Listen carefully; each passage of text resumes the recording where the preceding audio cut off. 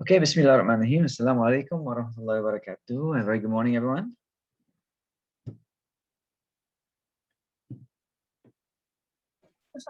morning, sir. Hi, Nabila. How is everyone? Okay.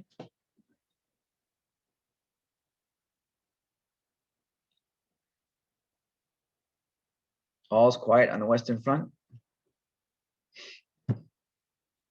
Nothing to report. Any news anyone to share? No? So, okay, we're at, it's a little after 11. So I think I'll start. Well,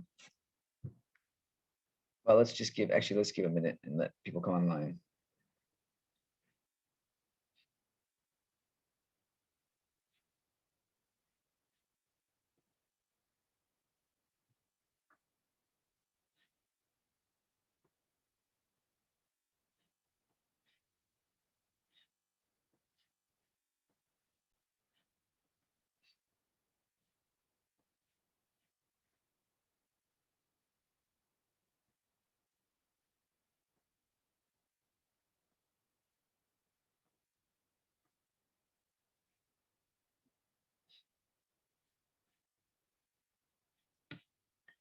Okay, so we are into week 5.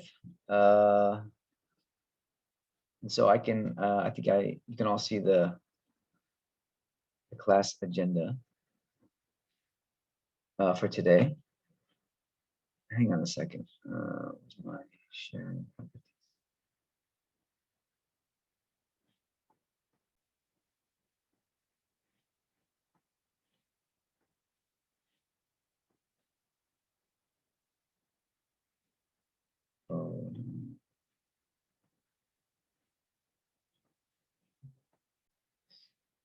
Okay. So we got 25 now online.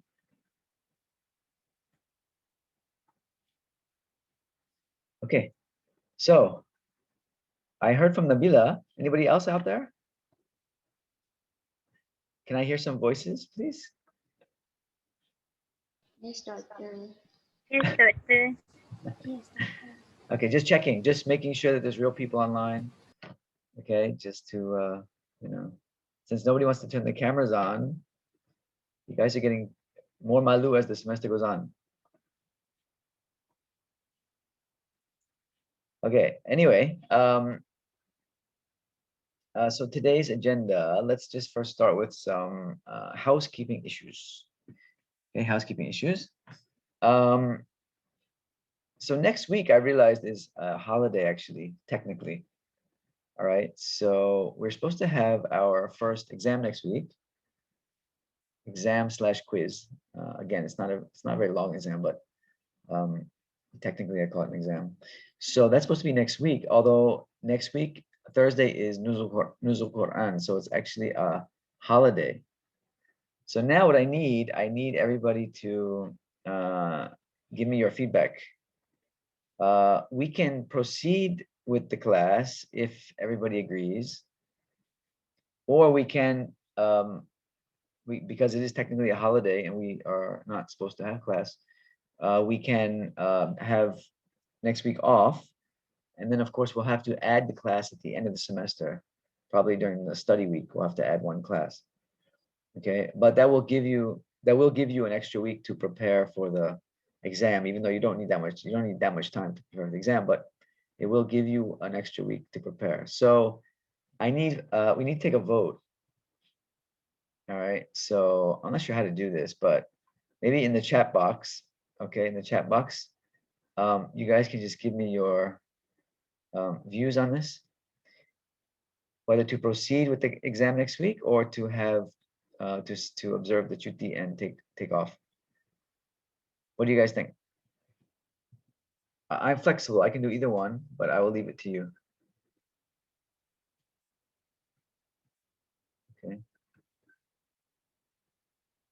All right, proceed. Wow, okay. Looks pretty anonymous, pretty unanimous so far.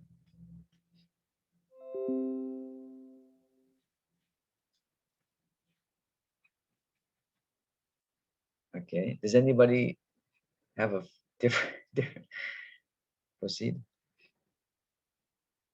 Are there any other votes out there? Okay, so far it's unanimous to proceed.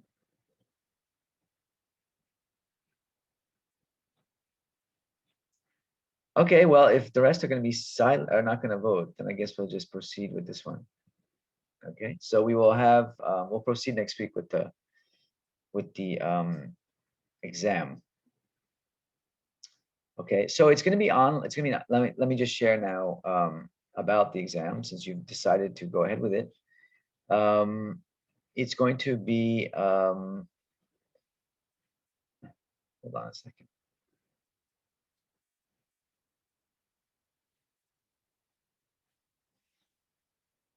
Okay, so it'll be this time, 11 o'clock. We'll have it 11 o'clock. It'll be online using Google Form.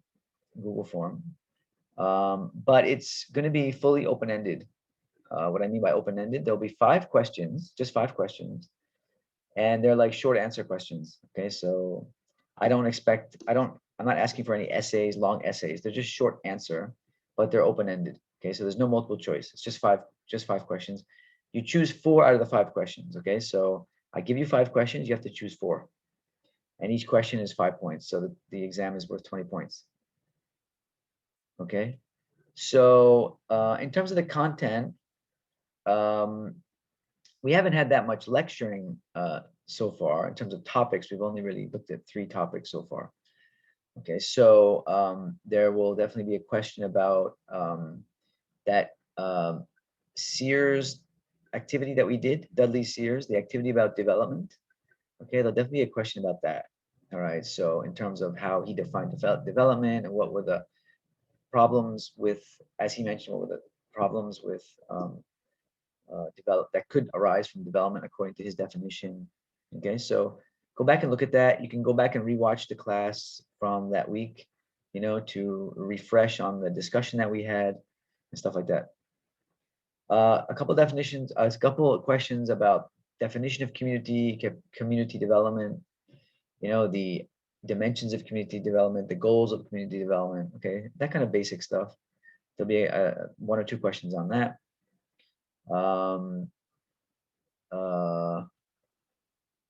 And I think that's mostly what it's going to be based on, the content.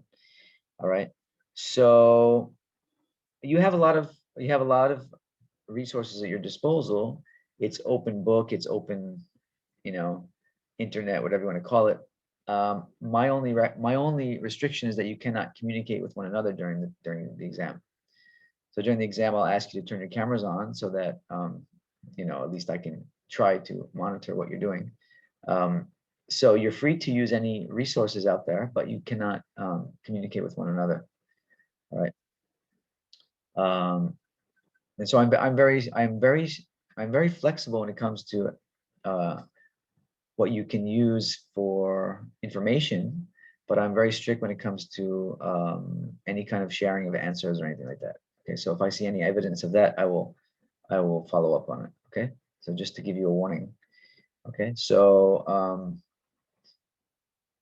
that's about it. I can't say too much more because again, we haven't had that much lecture in terms of content. There's not all that much. Okay, the indicators of development, there'll definitely be a question about the indicators of development. For example, you know, why might GNI, GDP, these indicators that are typically used for development, what are some of the strengths and weaknesses about them? Okay, so that would definitely be something worth looking at. Okay, so and that's really about it. I mean, the rest is just that second lecture on the principles and the definitions and of community development and stuff like that. That's more definitional stuff, so that's not very complex. Okay, I think that's about it. Are there any questions? I'm going to give you 2 hours to do it, although I don't think you're going to need 2 hours. I think some of you can finish definitely within an hour, you know, but I will give you 2 hours in case there are those who need it. Okay, are there any questions about the exam?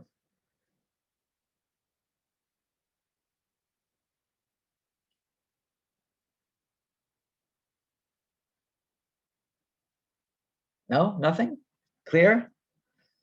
I see one chat comment. Okay, so far, no. All right, well, feel free to ask if you have any questions. Clear, okay. Thanks, Isa. All right. So we'll proceed next week, same time, 11 o'clock. And we'll do the exam on Google Form. All right, so as we're in week 5 already, one of the things I've noticed about the group is that in our lectures and discussion, we've heard pretty much from just a few people in the class, and I'd like to try and change that a bit, get you a bit more engaged in the discussion. So I'm gonna probably start calling on people in class during the lecture and discussion part of the class. And I'm not doing that to punish anybody or anything. It's just that I would like to hear from more of you. We have over 35 students in the class, and the past few weeks, it's been mostly just 3 or 4 students that have been doing the talking. So, you know, I know online learning can be hard, especially in terms of staying focused and all that. So, but if you hear your name called, please respond. All right. You know, if you honestly don't know the answer to something, it's feel free just to say you don't know. Okay. But of course, please also try to answer the questions or contribute to the discussion. You know, I mean, I know it's hard. No one wants to be wrong, and you feel like, you know, you feel silly if you say something that's not. You know, I went through all that as well when I was a student, so I know exactly what it's like. But really, this is a safe space. My classes are always a safe space, so feel free to, you know, answer in any way you like. Try your best, and even if you honestly don't know, it's okay just to say you don't know. But I will start trying to call on other people. So just you know, try to be just try to be a bit more alert. Okay, and we'll try to diversify the discussion a little bit. Okay, so that said, let's start the class this week with an icebreaker. Just a very quick icebreaker. This is gonna be a very, very intellectually stimulating icebreaker. Okay, so I want you all to get out if you have your handphones handy, or maybe you can do this using your laptops, I don't know, but it's probably easier if you just use your handphone. Okay, so here is the icebreaker. I'm using this app called menti.com. I don't know if you've ever heard of this. Okay, so here's the question. Very intellectual question to start the class. Which superpower would you like to have if you had a choice of those 4 superpowers listed there? Invisibility, read people's minds, ability to fly, or see into the future. Okay, so what you need to do is you need to go to menti.com. I see at the top here, menti.com, and then type in the code 5649284, and then answer the question. Okay, I want to see what kind of superpower you all prefer. Go ahead, and I will also answer the question as well.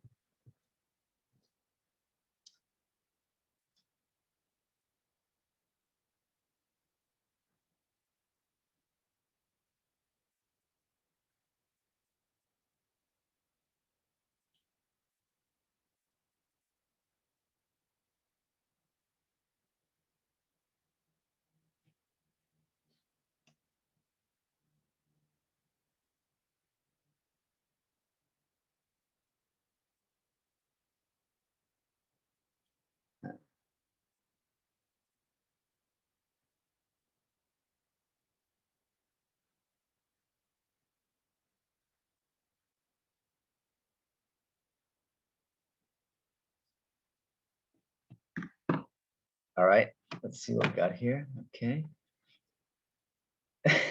That's a hard question. It is a hard question. I had to really think about it too.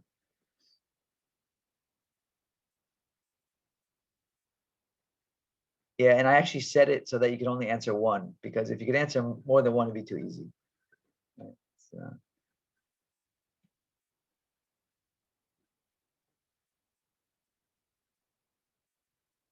All right, we got 21 respondents so far. Line, we got 12 more to go. Come on, everyone. Is there another option consistent? No, Pravina, I'm sorry.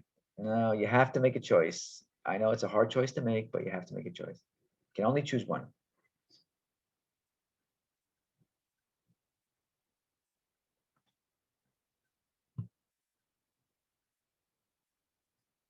22, okay. Any other responses? Up to 22.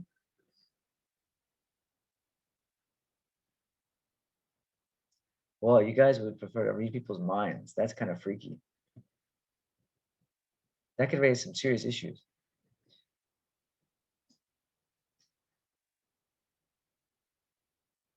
Oh man. See, I put ability to fly.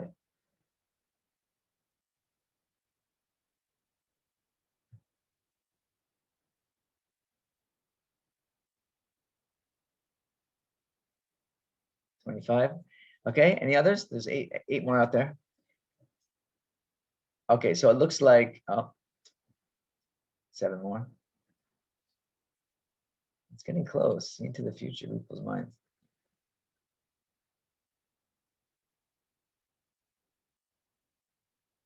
Okay, so for those who answered read people's minds, why would that be your chosen superpower? What would you do with that kind of superpower? I don't think I want to know what people are thinking.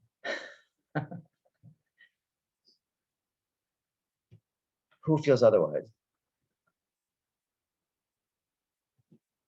I mean, I think it'd be really freaky to know what people are thinking. Prof, as for me, I choose that answer because I think it will avoid miscommunication. Oh, all right. Interesting answer. Yes, I can understand them more. That's a very good answer. I like that answer. Very good, Isa. It's a very pro-social way of thinking about it. In other words, you would do something very positive with that superpower. That's good to hear. In the spirit of Ramadan, because I'm thinking like all the things that they write on social media. Imagine what they're thinking. You know what I mean? So that's why that kind of freaked me out. But I like that answer. It's a very good answer. Okay, how about the anyone else? Now, seeing into the future, of course, you could become a very wealthy person if you could see into the future.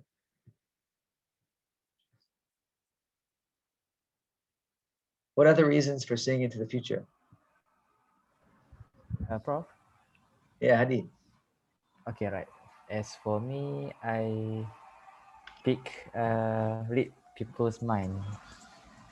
The reason Okay. why I choose, why I choose like why I choose read people's mind compared to the other three, because as for me, I think that actually that is the most promising what you call it, superpower, I think, for me, like, because if you ask me ability to fly, actually I thought to myself, actually, if I have the ability, where I will go, basically. So actually I think to myself, actually, where I can go right now, because pandemic COVID, so not even know. And then see to the future, I actually I'm not someone who like to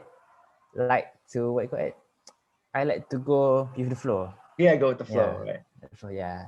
And as for the invisibility, I think I don't know what's the version of it, actually. Yeah, it's true. I mean, some of these are related to like movies, like movies with superpowers. These actors have superpowers. I mean, these characters.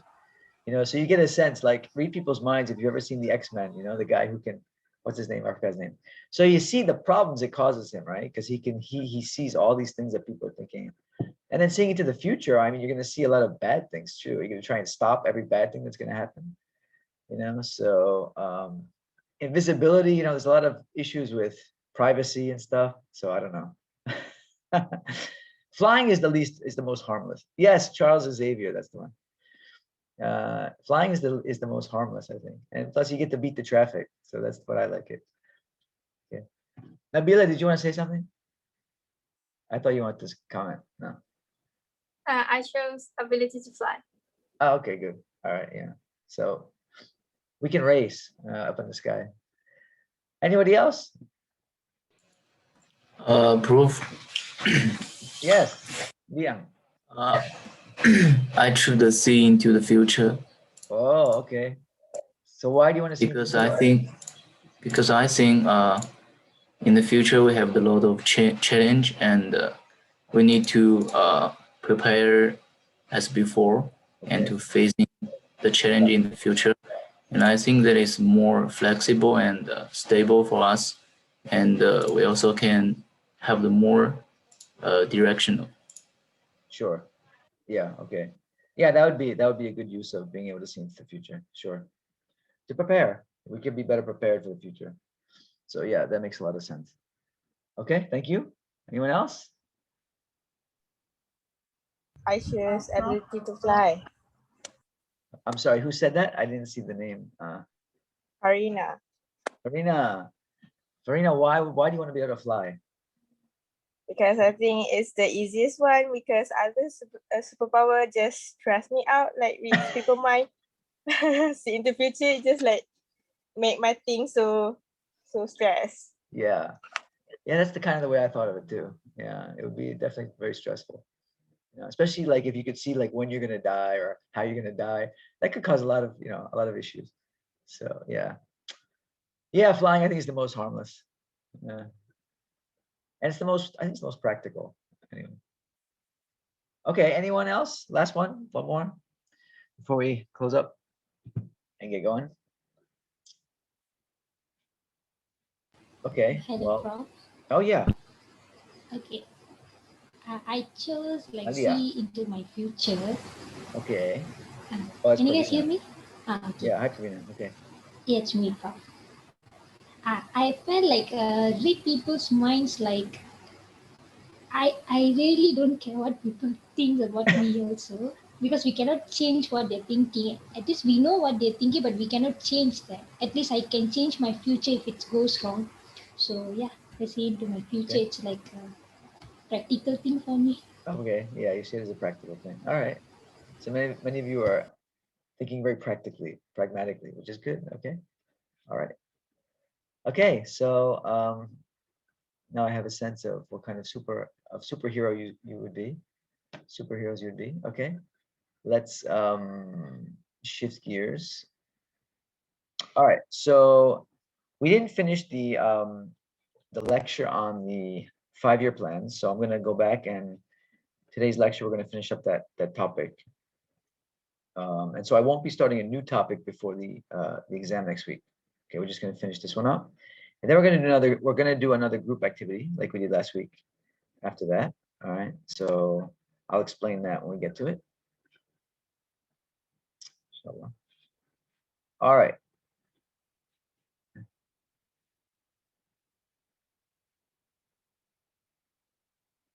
You know what I'll do? I think I'll start by calling on if people don't want to, you know what I was saying before about calling on students. And don't think of it, don't look at that as a bad thing, like I'm picking on you or I'm punishing you. Please don't think of it that way. I just want to hear more people's voices, okay? And I think what I'll do is I'll start with those who are my PA students. Okay, so for those of you who are my PA students, and I know we don't meet very often, right? It's been so long since we've met. But I think this is a good way to sort of reconnect, okay? So maybe I'll do that. Okay, anyway, new economic model. Oh wait, sorry. There's a new feature I want to try on Zoom. I don't know if you guys have any of your other lectures used this feature in Zoom? Hold on.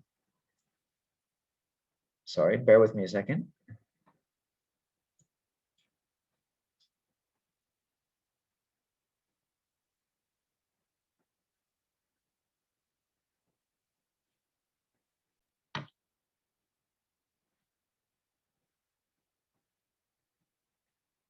Okay, look at that. I'm in the slide. Can you see that? Although it looks like my ears are cut off. It's very strange looking. You can see it? Yes. Yes. Yes. Yes. Isn't it? It's kind of funny. weird, isn't it? And I can like move myself around the screen. It's kind of freaky. Anyway, let's try it for today. Let's try something new. All right, so I'm gonna have to fast forward this part.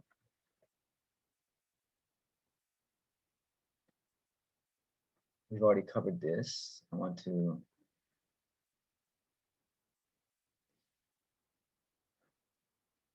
Okay, new economic model. So let's start with 2010. We left off here, 2010. And 2010 was the really the start of the Dato Sri Najib administration in Malaysia. And what his administration brought in terms of development policies is that he unveiled, or his government unveiled, this new economic model, all right, in 2010. And this is really about Malaysia really trying to make the jump to becoming a high income nation, right? So I think you've probably heard it a lot now. It's like the catchword now is Malaysia wants to become a high income nation, et cetera, et cetera. So, but the reason why is really interesting to understand. There's actually a reason behind it.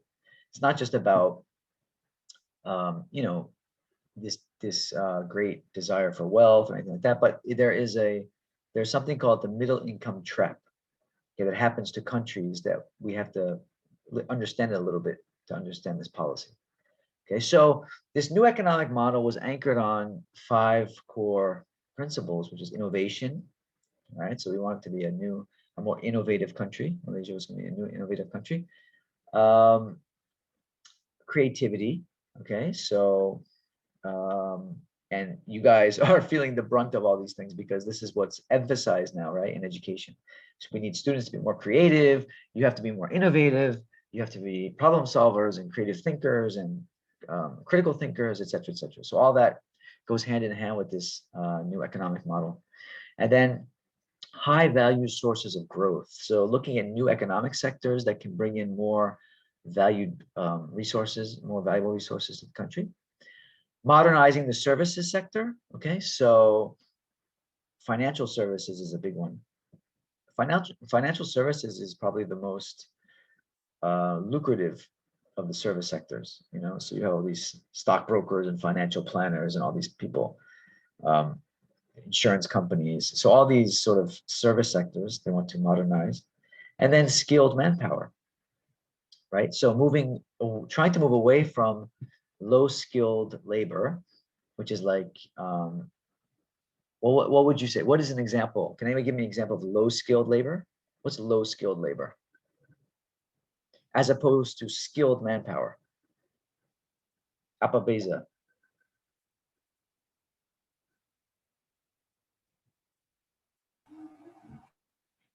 Maybe the difference between the low skill labor and the skill labor is maybe the certification, Prof. What you got the standard, or what you got the education between the skill and the low. Well, yeah, that's true. How do they go hand in hand? They definitely go hand in hand. So skilled manpower is usually more educated, you know. So if whether it's like skills training, TVET, that kind of thing, which we discussed, I think previously, or whether it's having actual university degrees and stuff like that. There's different types of certification, you know, people can get. It's not only like bachelor's degrees and so forth. So yeah, it just refers to a higher level of education and a more technically skilled workforce. So things like robotics, for example, as opposed to the, you know, construction workers that, you know, do jobs that don't really require advanced certificates or degrees or anything. Okay, so moving the economy to a higher level of skill in general. Okay, so more skilled manpower. Okay, as opposed to like people working as garment workers, you know, in these more or less simple jobs. Okay, that's low. That's considered low skill employment. Okay, low skill. It doesn't. In other words, it doesn't take very long to learn those skills. All right, as opposed to someone that spends several years in an institute to actually acquire those skills. So, of course, the more educated the workforce is, the more capable they are of doing work that will pay them more, right? And so that's the link between the high income economy and skilled labor. Okay, so so for example, a company like, I don't know if you heard in the news last week, Microsoft has decided to open up a huge data center in Malaysia, a regional hub as a data center. So, and they say it's going to bring in about 1 million jobs over the next, I don't know how many years. And so most of those jobs are going to be high skilled, or what's called skilled manpower, because they need people who are capable of working in data centers, which requires a certain level of knowledge that you have to get at, you know, an institution, at either a TVET institution or university. Okay, so that's an example of why skilled labor is important for an economy to achieve a high income economy. All right. Is that clear? Anyone have any questions about that? So this was the new economic model, moving towards high income economy. Now you can see here, I have to get myself out of the way. That sounds so strange. I'm going to minimize myself. All right, so you can see the graph. This is the middle income trap, essentially. Okay. I'm not sure why 1998 is circled, except for the fact that there was an economic crisis in 1998. Now you can see here, these are all different countries, and this is their GNI. GNI is what? Who can tell me? GNI, do you remember? It's a good exam question. Who knows GNI? GNI? Gross national income. Yes, thank you. Gross national income. So this is the gross national income per capita or per person over this period of about 20 years. And so you can see countries like Korea, right? Slovakia, Czech Republic, Poland. You see how the graph starts off low and it gets steeper as the years go on. So in other words, this is showing that there's this consistent level of growth. The economy is growing at a consistent level, right? And here we can see where's my little tool? Hold on. Oh, I don't have my pen.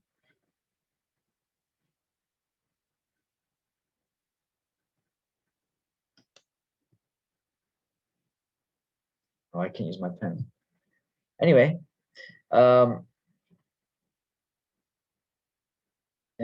okay, so here's the red, this high income boundary line, this red dotted line. High income boundary, so you can see the countries that have gone above the high income boundary and those who are still below it.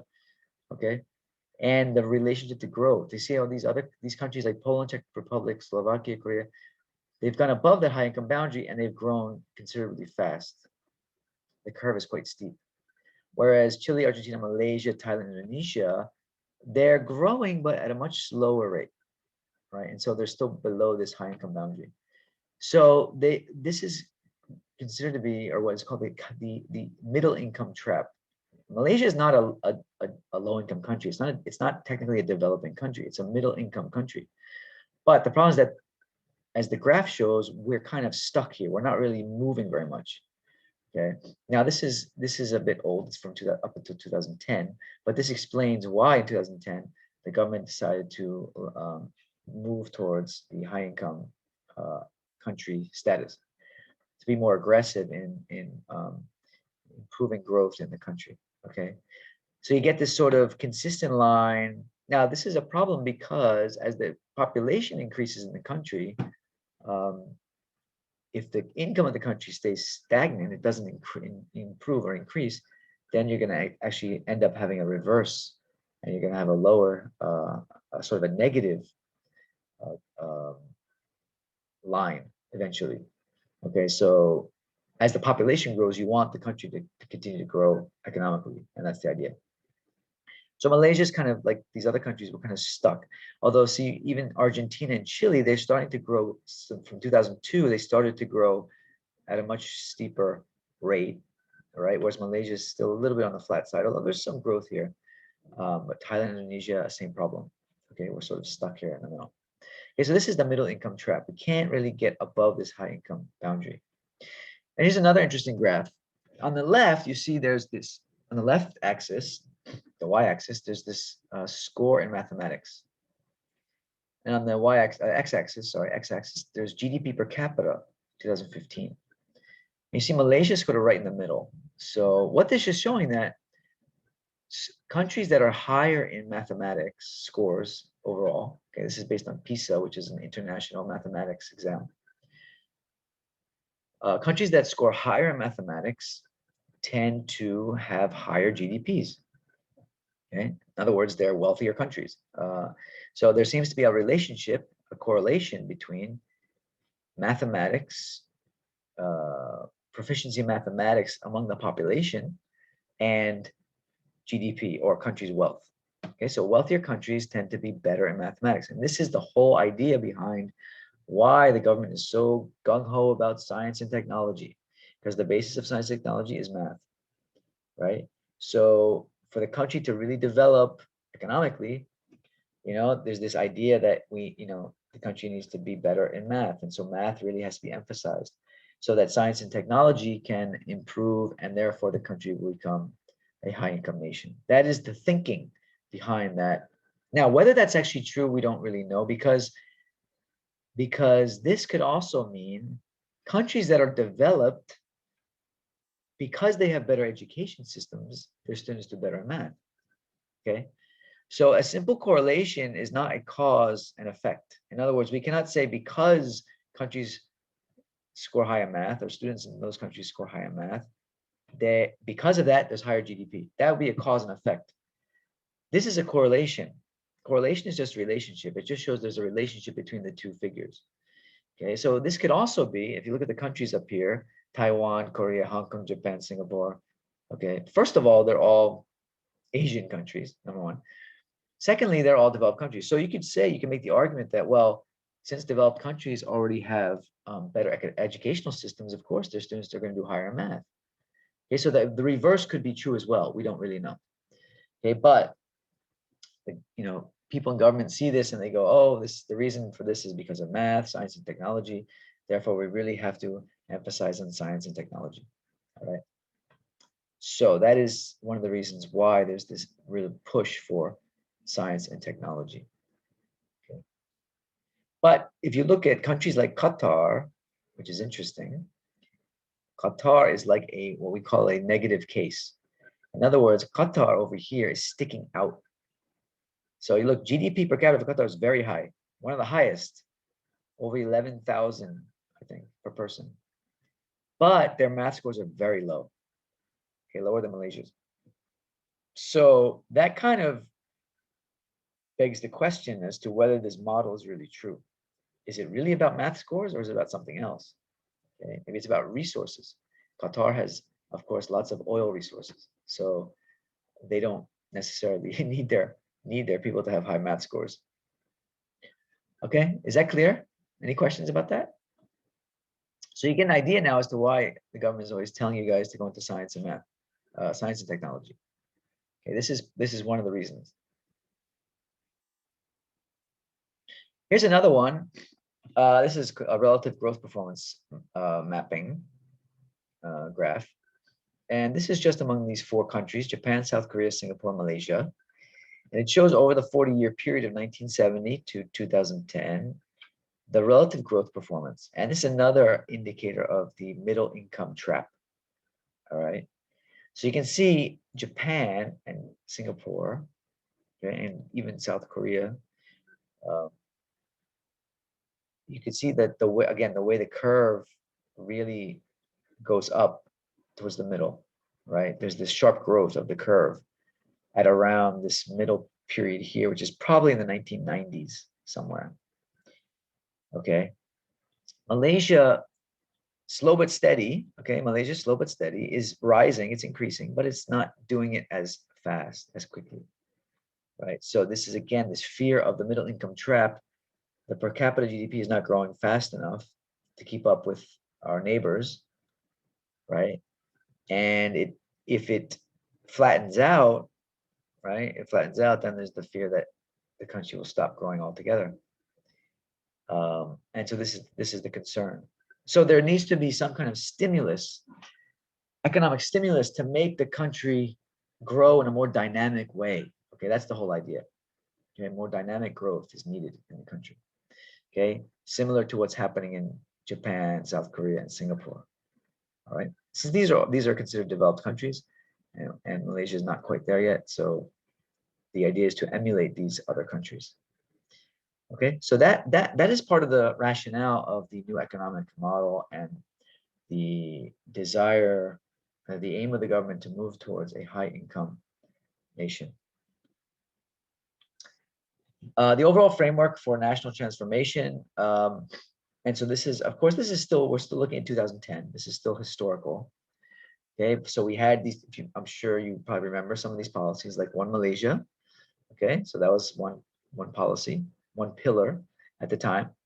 The government transformation program, the GDP, the economic transformation program, and then the 10th Malaysia plan. All right, so let's look at these a little bit more closely. And the main goals were high income, as I mentioned. Okay, so a US per capita income of 15 to 20,000 per person by 2020. I forgot to check what is the current GDP per capita. Can somebody, and you know what, let's take a break. Let's not take a break, but let's pause for a minute. Can I ask you guys to go online and see if you can find the current GDP per capita for Malaysia in the most recent data we can find, whether it's 2020 or 2019. Can you just do that right now? Go online and see if you can find what is our current GDP per capita in the country. Go ahead, take a minute, and then report back.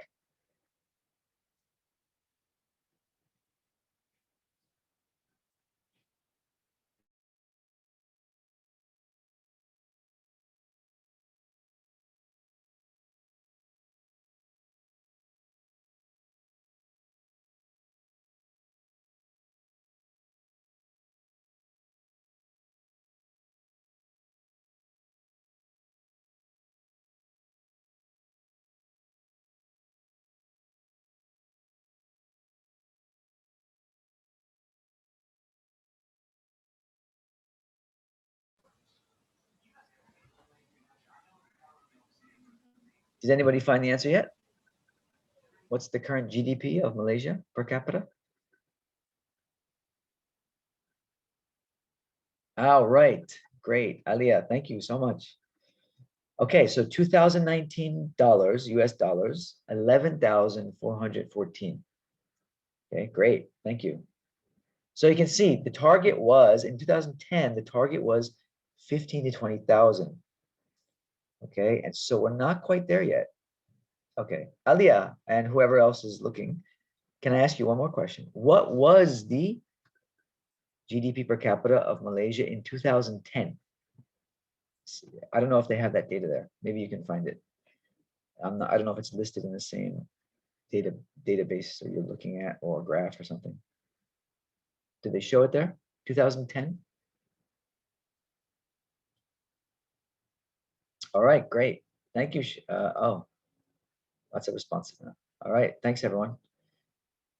Okay, so in 2010, it was 9,040. And 10 years later, or almost 10 years later, 2019, it's 11,414. So there has been growth. As you can see, there has been growth, okay? But not quite achieving the target. Not quite achieving the target. All right, so 15 to 20,000 was the target by 2020, and we only hit 11,400 as of 2019. Okay, so that's, again, that's probably a disappointment to the government in the sense that they didn't achieve that target. I'm trying to think of what is in the US per capita. You know, we can find out later. But this is clearly lower. This is definitely going to be lower than most developed countries. Okay. But it also depends on the currency, you know, because the ringgit is valued differently with other currencies. So currency has something to do with it as well. Okay, so high income, the target was 15,000 to 20,000. That was one goal. The other one was inclusiveness. Okay, so enabling all communities to fully benefit from the wealth of the country. So it's not only that we want to be a high income country, we want everybody to share in that wealth. Okay, because we don't want, as we've said many times already in the class, we don't want these high levels of inequality. So it's a big concern of the government. I mean, we saw that in the earlier Malaysia plans. Remember the emphasis on equality and inequality. So there's still the emphasis on inclusiveness to make sure that there is sort of at least fairly equal wealth acquisition among the different groups in the country. And then sustainability, okay? So meeting our present needs without compromising your guys' future generation. Okay, so we don't want to spend all our resources now and leave nothing for you guys and even your children and then your grandchildren and so forth. We want it to be sustainable over time. Okay, so high income nation, inclusive, everybody partakes in it, and it's sustainable. All right, it's not just like we're gonna hit 10% growth one year and then after that, we're not gonna have anything left. No, we don't want that. We want a steady, sustainable growth. Okay, so this is what the goal of the NEP was, a national policy. Okay, so here we see a bit more detail. The goals, so high income, so lifting the growth rate to an average of 6.5% per year. Okay, I don't think we really achieved that. Looking back now, per capita GDP will rise to about 17,000 by 2020. Okay, so we have not hit that, not even come close really. We're still at 11,000. And this is before COVID-19. Now with COVID-19, we really don't know how it's affected the GDP, and it's probably knocked it down even more. Aggregate demand will have to grow at a robust pace. Okay, so, and these are just some of the other ones. We'll unlock the value of investments to be as a main driver of economic growth. All right. Private consumption will rise and increase its share of GDP. Public consumption will slow down. So there's also this shift to the private sector, asking the private sector to be more involved in the growth of the country. Okay, so trying to support private industry to be more economically robust and less dependency on the government to provide jobs and economic output. Okay, so that was another big thrust. And we've seen this over the years, especially over the past 10 years. There's been a reduction, I think, in the government workforce, for example. They're hiring less people, the government, and they're expecting the private sector to do more of the hiring. Okay, so that's an indicator of that.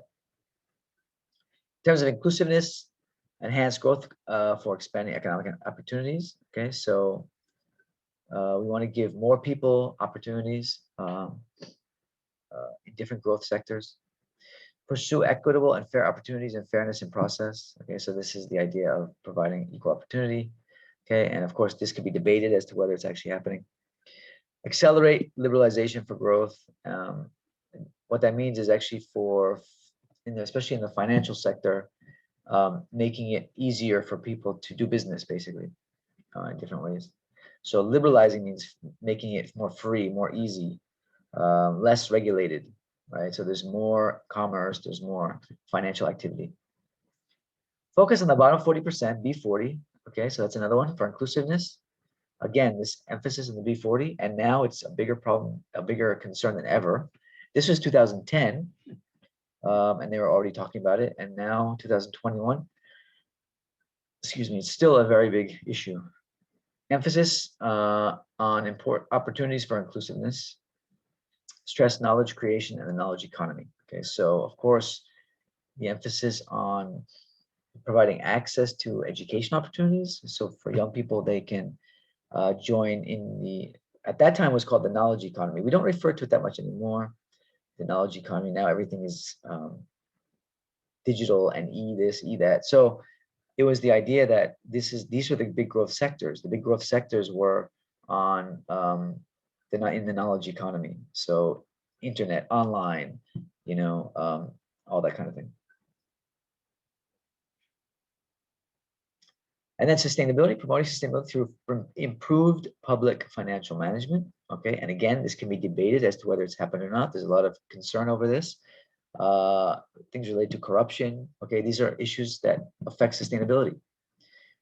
Who can tell me, here's a question for you guys, who can tell me how does corruption, especially in the government, affect sustainability? Who can tell me? What do you think? Anyone want to try to answer the question? Or maybe I'll have to call on one of my PA students.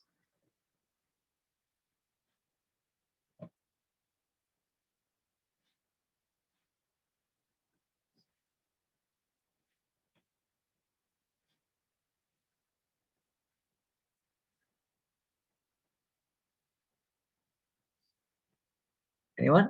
How would or how might different ways, just name one, one way that corruption might affect sustainability, economic sustainability. If you look at here, this item here, promoting sustainability through improved public financial management. So if you have poor financial management due to corruption, what's going to happen? How is that going to affect sustainability? Shinpei, are you there, Shinpei? Yes. Shinpei, do you have an opinion or an answer about my question?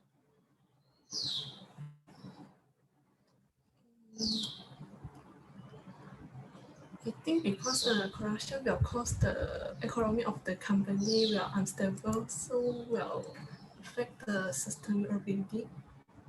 That's my opinion. You were a bit low. I couldn't hear you so well. But did you say something about they would make the country unstable or the economy unstable? Yeah. Okay. So corruption would make it unstable. So are you talking about economically unstable or politically unstable? What do you mean?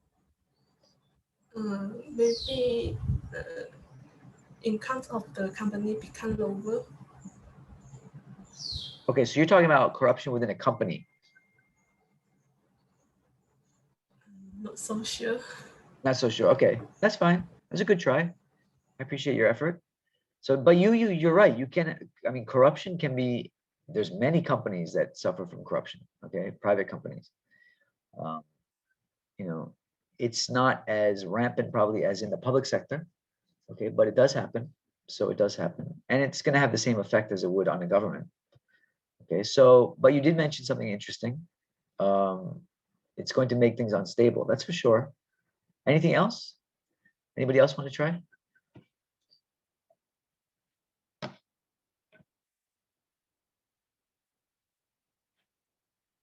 So if you think of countries where there's a lot of corruption, these are usually very poor countries. Sorry, actually, I shouldn't say that. They're not poor countries. They are very unequal countries. They're countries with a lot of inequality. Okay, so for example, Nigeria is a great example. Nigeria is as wealthy as Malaysia, if not more, in terms of its natural resources. And in fact, it has many of the same natural resources that Malaysia has. Oil, it has palm oil. They have a lot of oil. They're like the 5th biggest producer in the world, I think, Nigeria. But if you go to Nigeria, you have these extreme inequality. You have this extreme inequality between the rich and the poor. The rich there are very, very rich, and the vast majority of the people are extremely poor. Okay, that is very much due to corruption. If you ask any Nigerian, okay, and we have many graduate students from Nigeria and UPM, ask any of them, what's the biggest problem in your country? The first thing they'll say is corruption. The first thing they'll say. Okay. Also, Dr. I want to add. Please go ahead. Please. As for Nigeria, they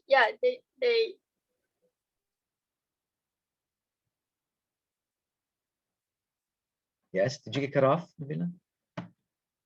Oh, you're muted. You're muted. Can you unmute?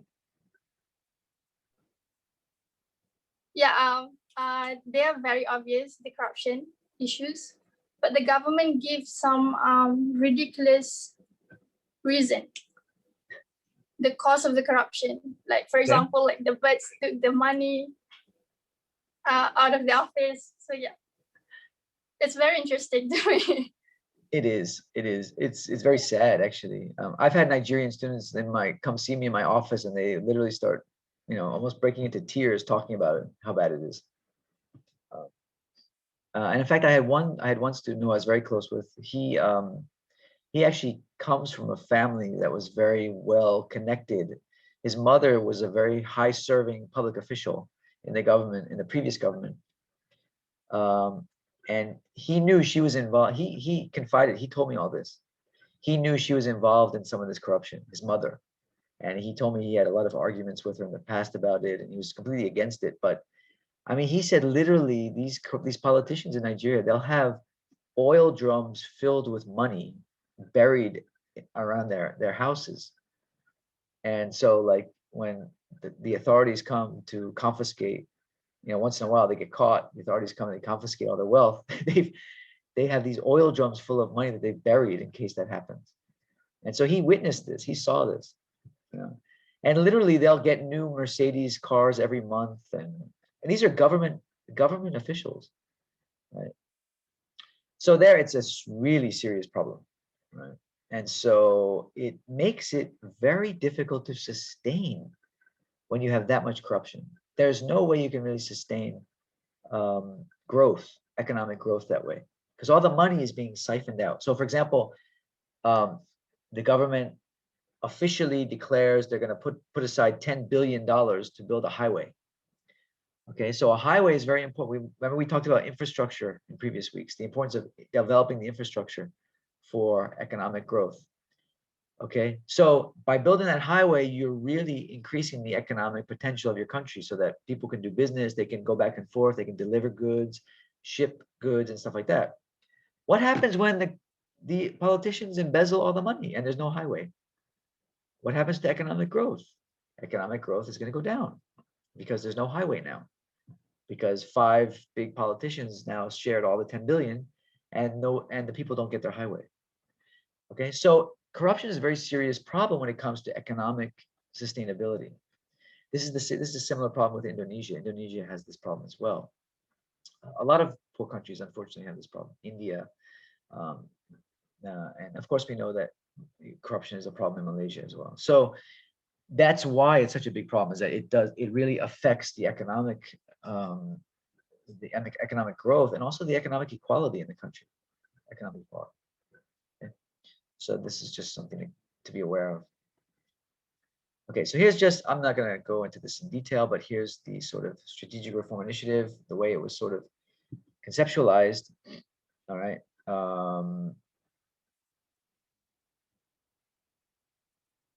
So here on the left, you see middle income trap. Here's the risk, downward spiral. Again, if the curve stays flat, if there isn't consistent sort of dynamic growth that can keep up with the population growth, you're going to begin to become a lower income country. You're going to have more serious inequality, and it creates a downward spiral. Okay, so it's not good. It's bad for the country. And so the idea here, the initiative, the reform initiative, break the logjam of vested interests through political will and leadership. So the idea here is to really free up, the country's human capital and economic capital to really boost the economy and achieve this high income status. And here's all sort of the eight strategic reform initiatives. Okay, so let's just look at these a bit closer. Oh, I think we do look at them. No? Yeah, I think we're going to look at them. So the 10th Malaysia Plan was really what this really put this idea, this whole strategy into action. Okay, the 10th Malaysia Plan. And so now we're in the 11th Malaysia Plan. So this is the previous one. And it's trying to create the environment for unleashing economic growth. Okay, so creating an environment that fosters economic growth with the private sector as the main driver. That's a big shift for Malaysia, because prior to this, Malaysia relied a lot on the public sector, the government, to provide a lot of the economic activity. All right. In fact, at one point, Malaysia had one of the largest government civil services in the world as a percentage of their workforce. All right. So that was really something unique.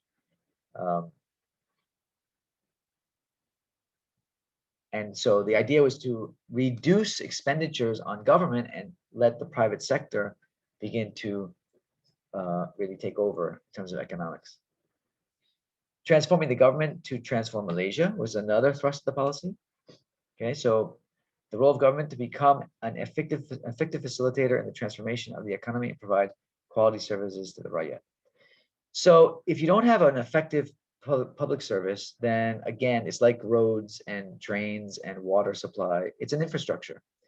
And if the government civil service is not working effectively and efficiently, then business cannot mobilize, right? So you think about, you're a business person and you need, you have an impending sale and you need things to be processed. Government has to process all these documents, legal documents, and they need it done fast. For business to take place, it has to be done quickly, right? But when the civil service is not efficient and not effective, and it takes a really long time, it affects business. people can't do business. So that affects the economic output. Okay, so to have an efficient and effective public service is very important for economic transactions and the overall economic performance of the country. So this thrust here was really trying to get the government to become more effective in its job to boost to really facilitate economic activity. Okay, so that's important to know. Like Australia is famous for having a very, very efficient public service sector. So they're known for that. So they're very efficient, very effective. So it's very easy to do business in Australia because of that, right? Whereas in Malaysia, it's seen as very hard to do business because the government is slow, it's bureaucratic, right? And because of that, there's corruption and stuff like that. So this really has an impact on economic performance. Okay, another one, moving towards inclusive socioeconomic development. Okay, again, measures to ensure income and wealth are distributed in equal manner. So again, this idea of equity, okay, equality, trying to make sure that there's equality. Developing and retaining a first world talent base. Okay, that's an interesting term, first world. Not sure exactly what that means. They like to use these catchwords. First class mindset, first world talent base. I'm not really sure what that means. Do you guys feel like you have your first world talents? Adi, do you have a first class mentality? I don't know what that means. They love to use these terms, which they never really define what they mean though. Like, what's a first world talent base? How do you define a first world talent? When you hear that term, what does that mean to you? Basically, what, Hadi? Basically, yeah, Prof. Basically, when I heard about regarding the first world talent base, basically it focused on what you call it, a talent that nobody has, right, Prof? Before Talent this. That what? It's like a talent that maybe nobody has ever have it, maybe. Oh. Like that. Oh. So it's very unique. First of its kind. Unique, yeah, unique talent. Yes. Okay. Yeah. I think it's funny that they use terms that don't really explain what they mean. Anyway, I think the idea was they want, again, to really achieve that high income status, they have to, they need a talented workforce, right? A skilled workforce, like we mentioned before. A workforce that's well educated, that's well skilled. And so they use these catchwords, first world, but I think that's really what they're referring to. And this is the key to promoting productivity and innovation-led growth. So the shift now towards innovation for growth, right? So especially in terms of technology-driven growth, right? So that was the first real thrust for this Malaysia plan. That's really focusing on that. Building an environment that enhances quality of life. Okay, so not neglecting the other aspects of life other than economics. Okay, so economic growth will be supplanted by strategies to raise the quality of life of the rakyat. All right, so as the economy grows, our quality of life should grow, right? But if you look at countries like Singapore, what do you guys know about Singapore? In terms of quality of life, have you ever heard or seen anything about Singapore?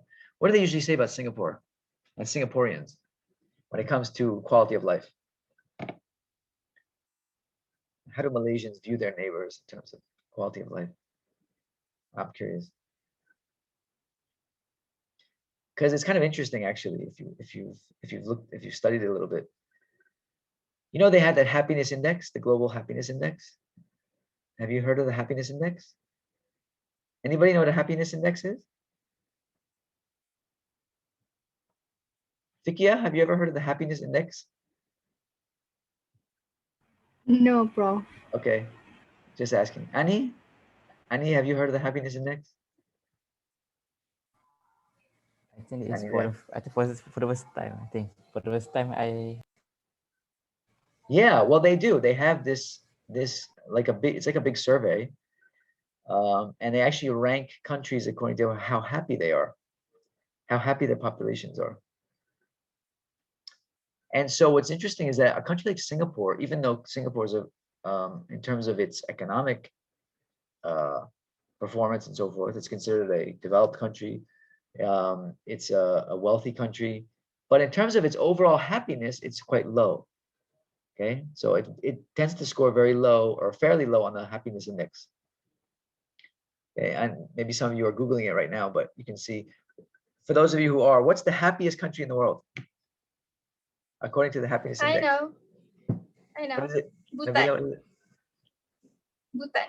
Bhutan. Yeah. Bhutan is the happiest country in the world. And if you look at Bhutan and their national policies, they don't put GDP as their #1 indicator of development and achievement. Their goal, their national goal is to be the happiest country in the world. So what they're talking about is they're talking about well-being, perceived or what's called subjective well-being. Okay, Bhutan puts subjective well-being as its #1 goal for its people, not economic development. Okay, and so countries like Bhutan, yeah, Bhutan always comes out, and no one ever hears about Bhutan. Maybe that's why they're so happy, because no one ever talks about them. You know, I mean, when do you ever hear about Bhutan in the news? Never. I mean, some of you probably even know there's a country called Bhutan. I didn't know until I heard about the happiness index. Okay, so it's very interesting, you know. So the idea that with economic growth will also come happiness and well-being and so forth, quality of life. But it doesn't always work. It doesn't always happen. Okay? Bhutan is an example. Economically, they're a very poor country, but they're very happy. I know Denmark usually scores very high on the happiness index. Denmark. Okay, that's a European country. It's a developed country, etc. But Denmark, like a lot of these Scandinavian countries, they have very, very high taxes. People pay like 50%, 60% of their money of their incomes go to taxes. Right? Can you imagine every month half of your paycheck goes to the government? A lot of people can't handle that. Like, no way. But they get fantastic services for that money that they pay. So they get free education, they get free healthcare, they get free transportation. Some of the countries even have free higher education. Okay, so all that tax money is going to paying the services in the country, and they have very, very good services. So in that situation, people are okay. They can pay. They're happy to pay the taxes because they know they're getting good services in return. So again, it's a different way of, it's a different system. Okay, so the 10 big ideas. After this, we'll take a break. 10 big ideas. So with the 10th Malaysian Plan, internally driven, externally aware. Okay, so being aware of what's going on globally, but being really focused on developing the country within. Okay, so it's that idea of think local, act global, that whole kind of thing. All right, so being internally driven, but also being external, being aware of what's going on around you, being aware of what's going on in your region, you know, like the countries around you. How is Malaysia comparing to, say, Singapore or Japan or Thailand? So being aware of what's going on around. Leveraging on diversity internationally.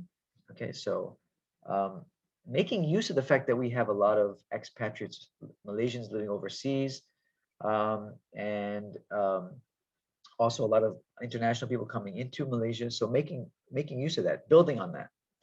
Okay, so foreign, like I think I told you, I shared this the other week, but when foreign companies come into business in Malaysia, sometimes, yes, there's this idea they're colonizing, or they are, you know, they're getting off tax-free, they don't pay taxes.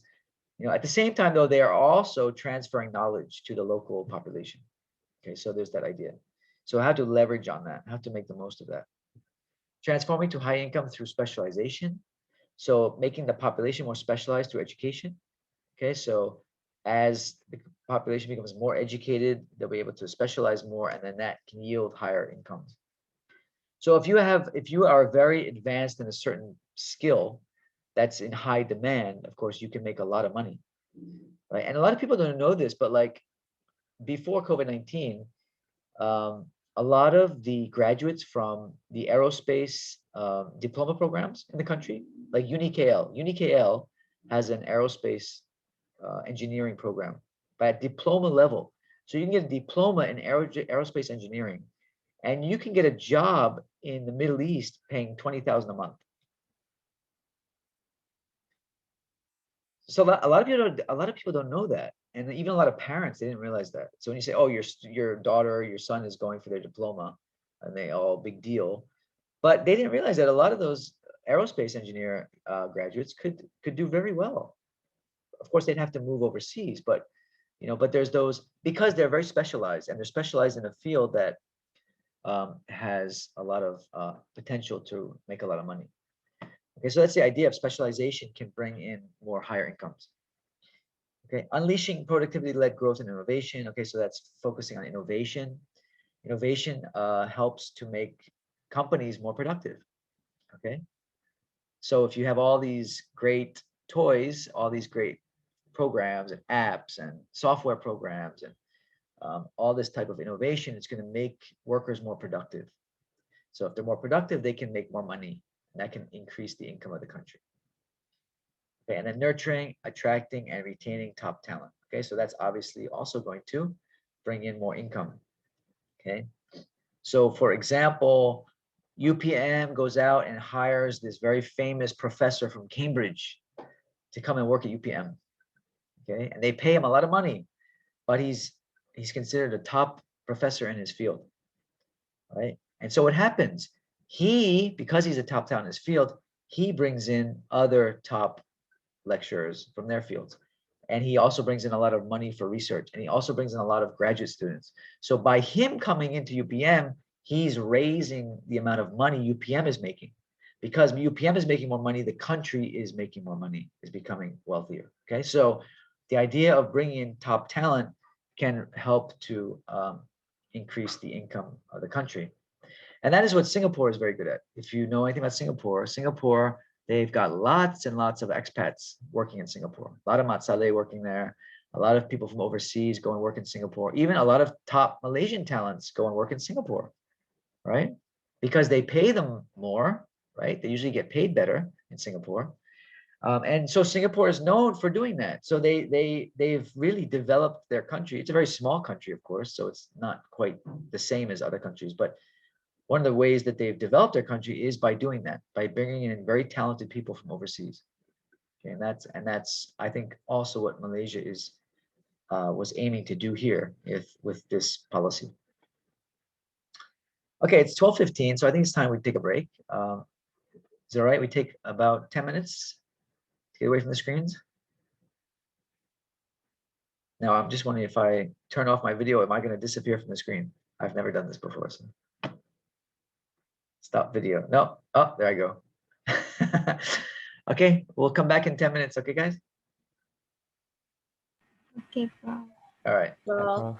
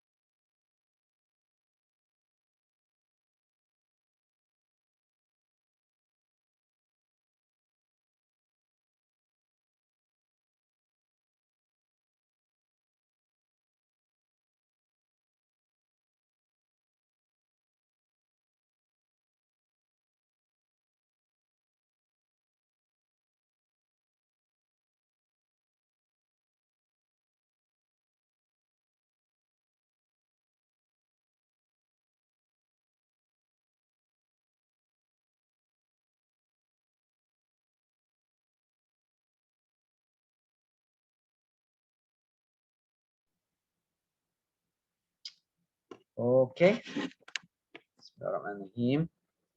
Can I continue, everyone? Are you all back?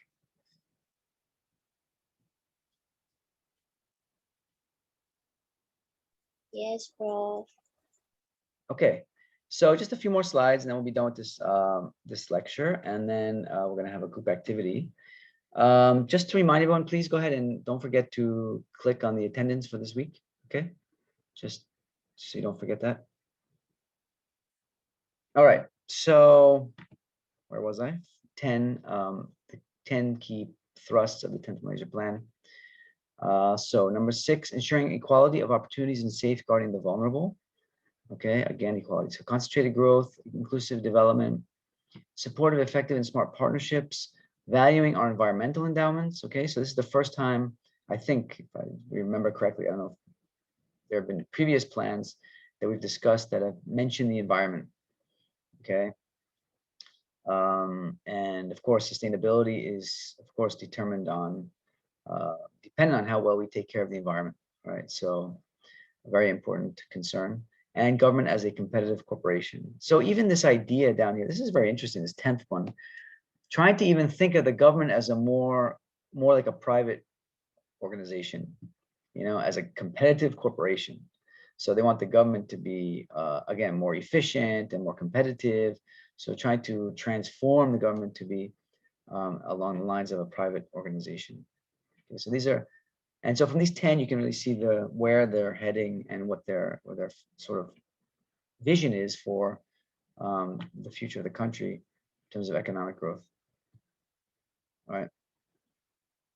Now the 11th Malaysia Plan. Okay, so this is the one we're in now, coming to an end actually, and in fact they are going to be tabling the 12th Malaysia Plan very soon, from what I understand.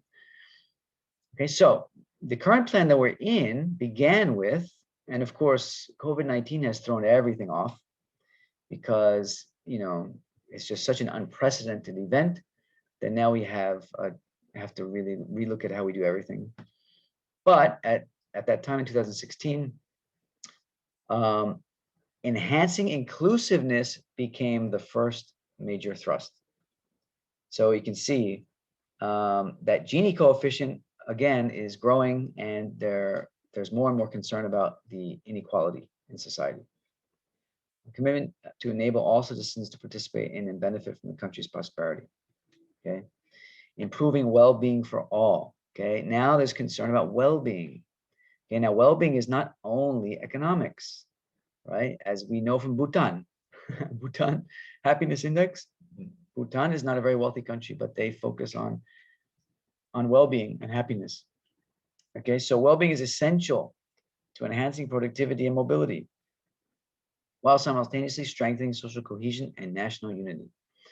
Okay, so now they're reversing it. Before they're talking about economic development for well-being. Now, 11th Malaysia Plan, they say the opposite. Well-being is essential for enhancing productivity, which is very interesting. It's the priority. Okay, they're shifting the priority now, realizing that they cannot solely focus on economic development. We have to pay attention to these other areas as well. So the well-being of the people is not only based on economics, and it's really important that people are well so that other aspects of the country can develop. Okay, so well-being is now given priority. Okay, accelerating human capital development. Okay, HRD people, here you go. This is for you. Accelerating human capital development for an advanced nation. Okay, an efficient and effective labor market. All right. Pursuing green growth for sustainability and resilience. So now first time we've seen anything related to green technology. Okay, so green growth. So in infusing the idea of green technology into the country's economy. Okay, commitment to green growth, so growing the country, being conscious of the environment, being conscious of reducing and cutting down on pollution and those kind of things. Now this gets a more of a priority. Okay, this is being prioritized now, like it's never been before. Okay, and this is very much in line with what's going on in the rest of the world. The rest of the world is now very much concerned with environmental issues and sustainability and so forth. So Malaysia is also pursuing that course. Strengthening the infrastructure. Okay, so now this is interesting too, because if you remember, the very first few economic development plans that we looked at were really emphasizing infrastructure, right? Remember those early ones with Felda and developing the different infrastructures in the country. That was really the key thrust of those earlier policies. Now, for the first time, we see going back to infrastructure. And this makes sense because this is 2020. This is like 50 years, around 50 years or so since those early plans. After 50 years, an infrastructure tends to need improvements, right? You know, roads and highways only last so long. Trains need to be upgraded. You know, everything needs to be upgraded, especially when it comes to infrastructure. You know, so in the 1990s, when the economy was booming in Malaysia, and there was all this great new fancy infrastructure, now those things are already 30 years old. And so the government has to relook at the infrastructure and say, hey, wait a minute, we need to really pay attention to infrastructure again. Okay. And then re-engineering economic growth for greater prosperity. Okay, a strong and broad-based economy producing high-value goods will generate the high-paying jobs. Okay, so re-looking at the type of, again, focusing on producing high-value goods and services.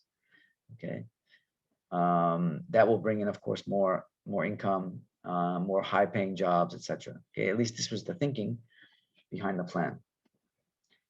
And then we had in 2019, during the Pakatan Harapan government, which was only in power for about a year and a half, but during their time in power, they launched this Shared Prosperity Vision 2030 plan, which is not a 5-year, it's not the part of the 5-year development plans, it's a separate thing. But it's a separate policy that specifically is attempting to address, again, this issue of growing inequality. Shared prosperity. How are we going to make the country more equal? How are we going to make sure that everybody benefits from development, addressing the wealth and income disparities, etc.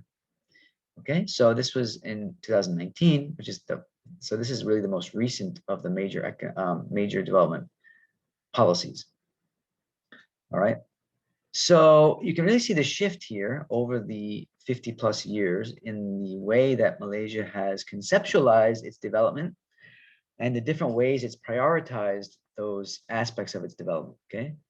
And you can really see the shift towards the end here, the last 10 years, on this idea of shared prosperity and addressing inequality. It's there, it's in the policies, okay, which shows that the government is very concerned about it, regardless of which government. We have both the old BN government, we have the Pakatan government, and even the most current government. They're all different governments, but they're all concerned with the same issue of inequality and shared prosperity and so forth. Okay, so that's your history, Malaysia's history of 5-year economic development plans. Okay, so we can get a sense of the bigger picture when it comes to community development, what the nation has considered when it has looked at development in a general sense. Okay, so that of course does trickle down to the communities and how the communities then practice and prioritize their community development. Okay, so I think that's about it. All right, so that's it for this lecture, this topic. Okay, so are there any questions, comments, anything needed for clarification?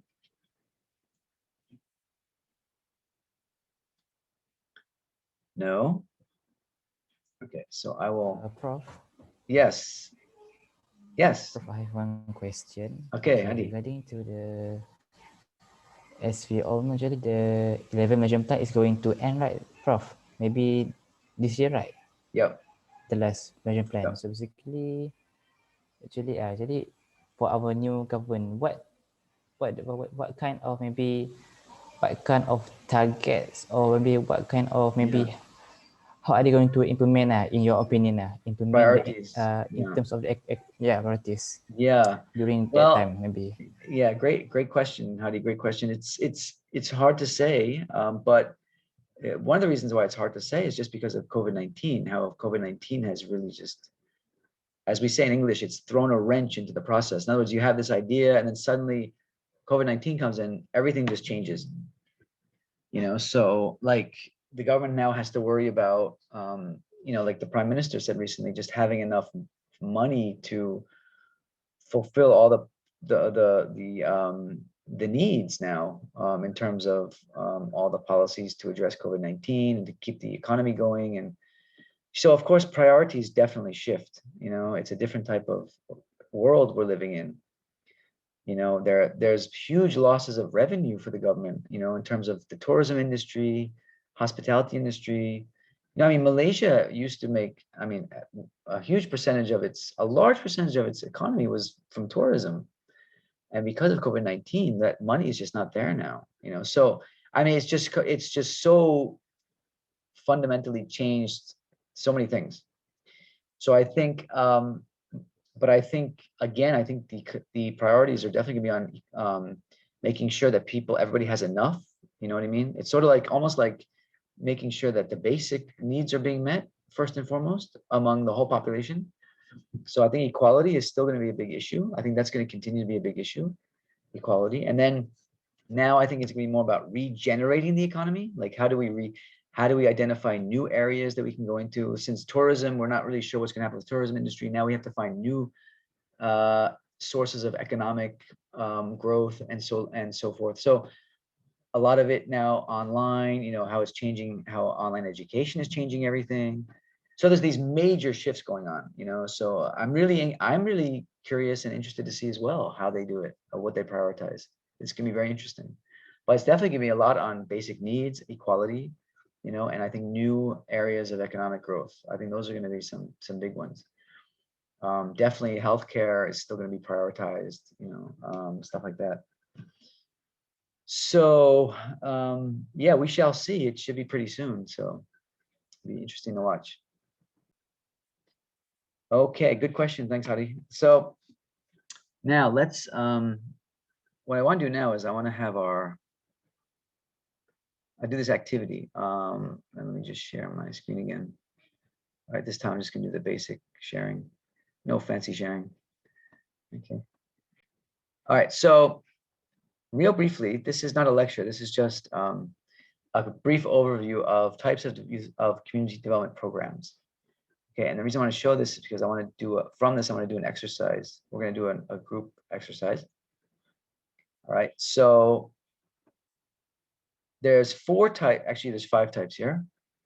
Okay, community development programs can be sort of categorized into these 5 types. Okay, so we have community development programs under government agencies. Okay, CD programs under local government. Okay, CD programs under NGOs, volunteer CD programs, and at the international level, there are also community development programs. Okay, so here it gives the example. During the 70s and 80s, there was something called the Peace Corps program, which was, the Peace Corps is actually a US program. It's an American program.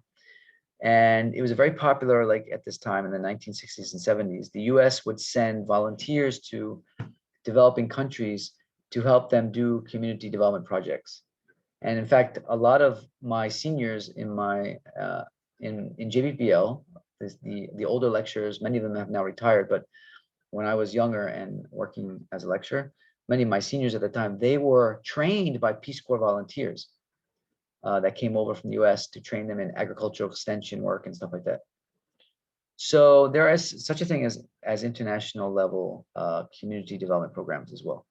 And those are done by international agencies. Okay, so CD programs under government agencies, okay, are planned and implemented through the government agencies with participation of community, and they are participatory and bottom-up approach, okay, but they are implemented through the functions of the various government agencies. And so the government acts as a sort of facilitator for these types of programs. Okay, that's the first one. Same thing with the local government, okay? Now, I'm gonna try not to look at these examples because you're gonna your activity is gonna be actually to find examples of these, all right? All right, and then there's the CD programs under NGOs, okay? Try not to look at the examples again, all right? Volunteer CD programs, okay, based on volunteer associations, okay? Try not to use these, okay? So what I want you to do, and then there's the international one. So I want you to I'm going to break you into groups, okay? Break up into 8 groups. 8 groups, and then I want each group to identify one of these programs, one of these types of programs, and then go online and find an example of that program that you have been assigned for your group, and then each group will present its program, okay? So we have to make sure that each of the groups doing a different program. So there's 5 types of programs, there's 8 groups. So 3 of the groups, there'll be overlap, all right? Okay, so let's do the breakout rooms. Is the assignment, is it clear what you have to do? It's pretty straightforward. Yes. Okay, Yes, Prof. the only thing is I have to, all right, so let's just make sure we are clear. So group 1, we'll just go down the list. So group 1 is Jesse's group. Okay, so Jesse, you're the leader of that group. So Jesse, your group is going to do the government program. Okay, the government-based CD program. Group 2 is Hadi's group. Hadi, you're group 2, and you'll do the local government CD program. Group 3 is Alia. Okay, Alia Abdullah. You are the head of group 3, and your program is going to be the NGO program. NGO program. All right, and then Fadila. Fadila, you are going to be the head of group 4, and you're going to do the volunteer CD program. Okay, volunteer association or volunteer group CD program. Okay, and then group 5, Ani. Ani, you're the head of group 5. You're going to try and find an international based community development program in Malaysia. Okay, that is sort of sponsored by or put on by an international organization. All right, and then group 6, Siyoung, you're going to do again government program. Okay, Malaysian government program.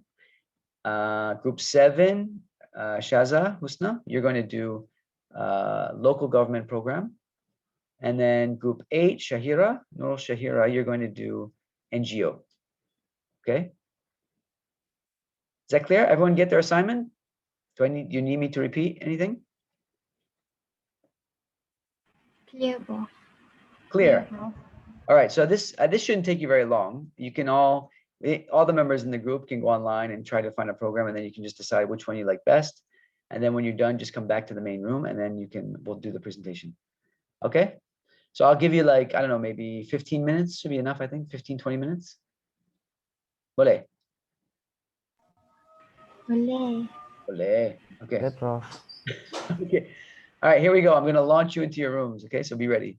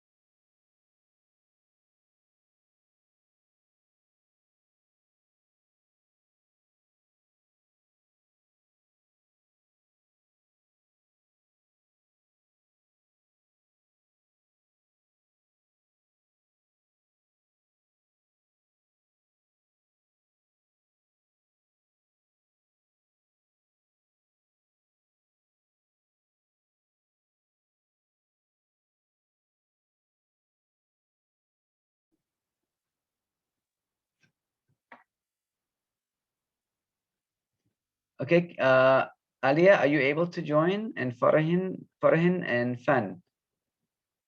Oh, sorry. Jishao, are you able to join the room? Farahin and Alia? And Haniza. Oh, Haniza also. Haniza?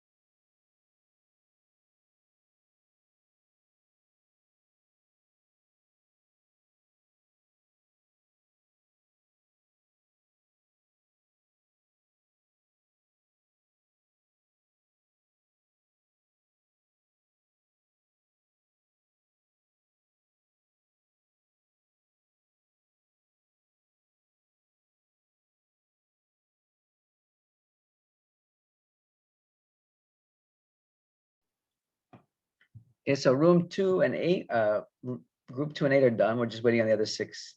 I've asked them to come back to the room, the main room. So let's just give them a couple minutes.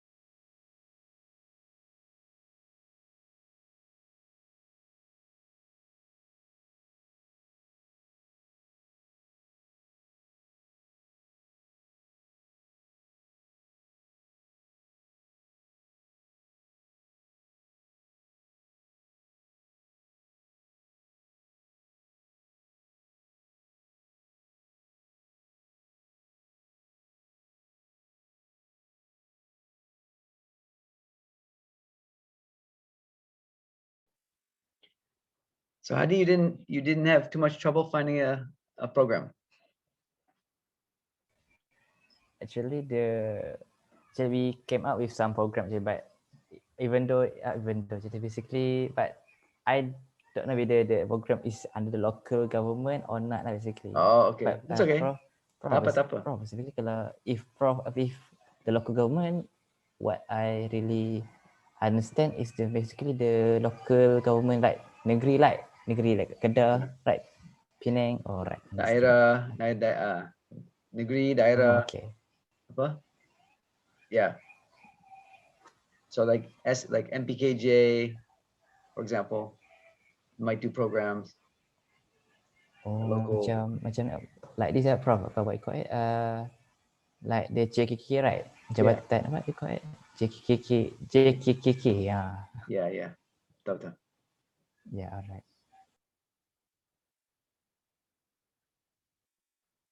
And then there also may be some like hybrid programs. So you have both, right? You have local government involvement, federal government involvement, NGO involvement, So that's also possible.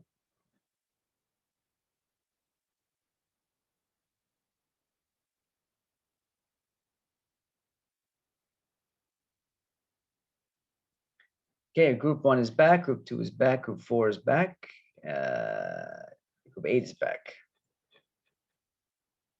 Okay, we're just waiting for the other groups to finish up. So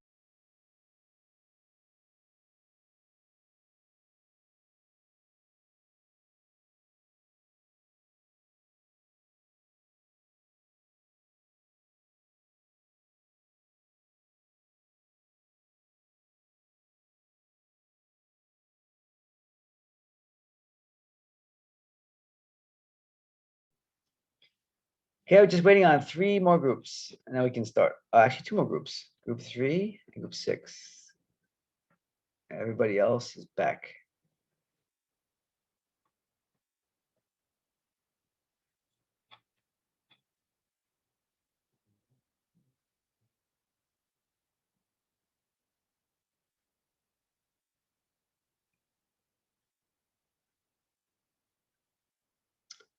Okay, well, since it's already 1:15, I think we'll get going. The others will come in when they're done. So can I ask Jesse, group one, can I ask you guys to start off the presentation? Just take a couple minutes and share with us your program and tell us a little bit about it. Yeah, actually, we provide slide. Can I Yeah. share the slide? Yeah, you should be able to share slide.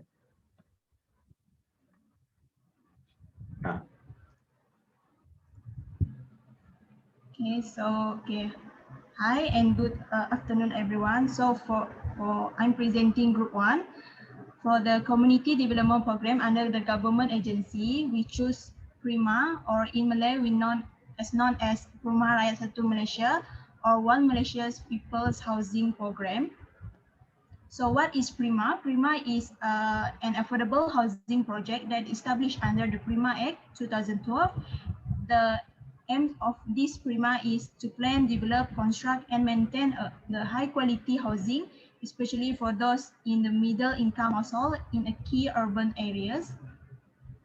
So what is the vision and the objective of PRIMA? The vision is to foster community spirit through unity and social cohesion, to create a strong foundation and an integrated harmonious living. The objective, to nurture the positive mindset and behavior in line with the national community policy. Second objective is to strengthen the social cohesion and cultivate the family and community bonds. Third is to inculcate the ethnic integration that spark a strong sense of unity. And next, how much is the cost for PRIMA house? The price is between 100,000 and 400,000, aiming to provide an affordable price that fits the key focus of middle-income communities. Who is eligible for this scheme? You must be a Malaysian citizen, have an individual or combined household income of 2,500, between 2,500 and 15,000, be over the age of 21, means that 21 years old and above. Lastly, own no more than one property between you and your spouse. Okay, next, are there any fees that before applying for this PRIMA scheme? First, we don't have to worry about any fees because applying for PRIMA housing is absolutely free and there is no charge applicable when we sign up for this scheme. Second, all of you can register on the official PRIMA website or go to any of PRIMA offices. Yeah. So what the community principle, they have 4 principles here. First is SEHAT, okay, which is referred to community wellness initiative. Second is AKU, social economic initiative. Third is SAYANG, is related with social development initiative, include the children development, education and skill and community. Selamat is referred to public safety initiative. So basically PRIMA is, they provide the PRIMA scheme, they include these all principles in the for the well-being of the community. I think that's all from us. Yeah, thank you. Wow, that's really good. Thanks, group one.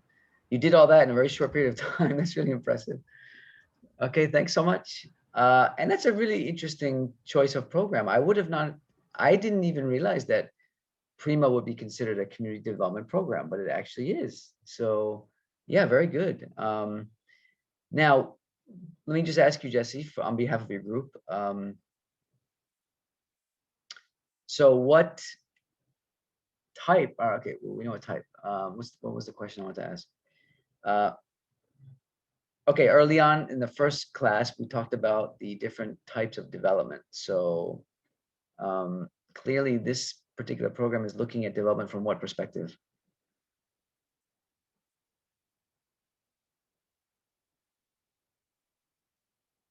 I think it's looking on for the well-being of the community because they provide the housing scheme that can affordable for especially those in the middle income. Yeah, so that's really on infrastructure, right? Infrastructure development. So they're trying to, use infrastructure for a certain target group, which is the sort of middle income group. But I like the way they integrate the community community development elements into it, even though it's a housing, more or less a housing program, but they sort of package it as a community development program, which is very interesting. Okay, so that's a great example. Very good. All right, group one, way to go. Group two, Hadi, that's you guys, I think.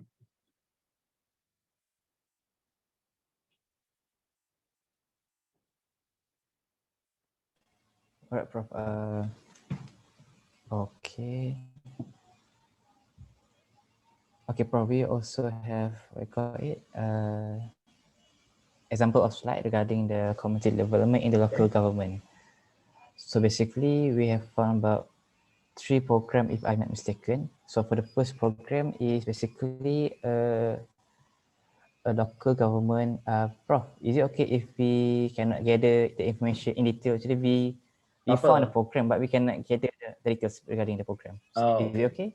All right. Okay. Yeah, I didn't give you Okay, much time alright. to. So okay, Just so want some basically, examples. we have found, yeah, right. So we have found some example regarding. So for the first one is, we highlighted the Kuala Lumpur City Hall, or we call it as what? The Kuala Lumpur Majlis Perbandaran Kuala Lumpur, basically. Yeah. So they have a program whereby they do a beautification to the Bukit Bintang. Okay. So Right. as you all can see in this slide that Hara shared with us right now, so basically you can see right the beautification that the local government had done towards the city there. Okay. So basically the, what you call it? Okay, to the next slide, Hara. Okay, so the next one is a kerjasama aktiviti bagi pihak berkuasa tempatan and the community mampu realistik perancangan pengguna hijau, jaujan, iaitu this activity is basically focusing on the Sabah state, right? Right, JC? Right, Sabah. Yeah, Sempurna Sabah. Yeah, basically, as you all can see in the slide today, it is situated in Sabah, Sempurna. So basically, what you call it, basically the program actually it focus on the, actually I don't know what. Okay, the next slide, Ara. So basically, yeah, it's one of the programs. So okay, this is one. Okay, the Sabah government has started distributing food basket. Okay, this also one of the program that Sabah government Sabah had started, whereby they started what you call a program that basically based on the distribution of food basket. So basically, the reason why they do this is basically to focus to help the resident in Tawau, Kuna, Sempurna, and Lahad Datu, which were under the TEMCO, or the Targeted Enhanced Movement Control Order. Right. So basically, the operation is managed by the District Disaster Operation Control Center, PKOB, in Sabah. Okay. So as we all know, the PKOB is the, what you call it, is the what you call it, the linkage of, what you call linkage, like in general we have MKN, right? So in Sabah we have PKOB, if I'm not mistaken lah. Right. Yeah. Okay. So basically the criteria for this program is whereby the aid distribution by PKOB is very transparent and without favoring any party, because we know right in Sabah there are many faction, right?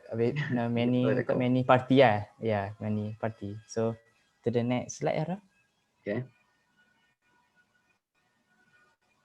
Okay, okay, for this slide, Hara, we found that one program that maybe focusing on the government. Yeah, focusing on the government. As we can see here, the government focus on community development programs covered on all levels of society, basically. So basically in here, the Minister of Finance, Senator Tunku Datuk Seri Safrul, have said that a total of 177 million is provided for the improvement of educational facilities, house, and village development, and including 100 million for financing Chinese community business through BSN. So basically, for the last community development program, is focusing on the government, I think, and government program that Group JC said just now. I think that's all for us. So this last one is Prof? federal government program. Yeah. Yeah. Your first three are good though. Your first two examples are definitely they're definitely local government programs. So we can see that they're involved in beautification programs. That's it. That's also related to infrastructure. They call them beautification programs, but they're actually infrastructure development programs. So those are also, yeah, those are local government. So city hall, macam bandar di Kuala Lumpur, city hall, whatever you call it, that's local government. State is considered also local government as well. Well, it's not state government, but it's more localized than federal government. So, right. Okay, so there's some good examples of local government community development programs. Okay, thank you, group 2. We move to group 3 now. The NGO group, I believe. Assalamualaikum and good evening. We are from group 3. First of all, we want to say sorry because we do not prepare a slide, and the program that we choose for career development program under local government, under NGO is Community Assistance Program by Holion Group. Oh. The community assistance program that they conduct aims to support the needs of underprivileged communities in Malaysia. Okay. The foundation will provide assistance to potential beneficiaries based on their request. For example, ad hoc donation. The foundation supports charitable organization through cash donation to ease their operational costs based on needs assessment. Next is emergency donation.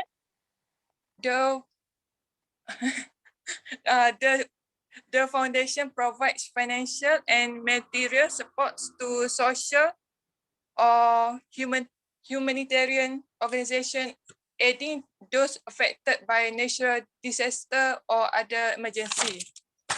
And secondly is Hospital Beyond Boundaries, Malaysia NGO that aim in improving the health of vulnerable communities through sustainable health care efforts. They run maternity health center at Cambodia and also organize monthly mobile clinic in Malaysia where provide basic health care to undeserved and underprivileged communities. That's all from our group, Prof. Okay, thank you. The first one is you mentioned is a foundation. Foundations are NGOs, that's true, and they do a lot of community. Yes. They do a lot of community work, but it's mostly through funding. They often fund community groups and different other groups to do their community-based development work. So they're involved in community, yes, and they're an NGO, but whether they're actually a community development organization, they typically are considered a foundation, which is its own kind of category. So just to clarify that a little bit. Okay, but they're good examples. Okay, group 4, the volunteer group. Volunteer association group. Fadila. Yeah. So my group is in charge for the volunteer program for community activity. And we managed to find 2 programs, which are Pertiwi Soap Kitchen and the program named Career Awareness and Education by Magna, Majlis Kanser Negara. So the first program, Pertiwi Soap Kitchen, it was held by the Pertubuhan Tindakan Wanita Islam Pertiwi, and this association is a NGO association, non-government association, and the program they held is where in this program the volunteers will provide regular meals at various locations around KL to feed the homeless and needed people. Okay. The Alright. volunteers of this program are anybody can join this program, and it is held every year to provide a regular healthy meal to the person who are in need around KL. And the second program is held by Magna, Majlis Kanser Negara, and this program is a government under government, but it is a non-profit volunteerism organization, and the target for this program is for the cancer people, as the name of the program is the Cancer Awareness and Education. And the volunteer that involved in this program usually are the medical practitioner, such as doctors and medical and nurses. And in this program, they will provide managing exhibitions to create awareness about cancer, and distribute informative materials for people, and also give mental support and help the patients of cancer in the hospital. Okay. Good. That's all. So yeah, so volunteer associations and NGOs tend to go hand in hand. So often these volunteer associations are actually registered NGOs, but they thrive or they rely on volunteers, whereas NGOs may or may not use volunteers, and that's the difference. But there's some overlap there between NGOs and volunteer associations. So that's like your example showed that. Okay, thank you, Group 4. Group 5, International. I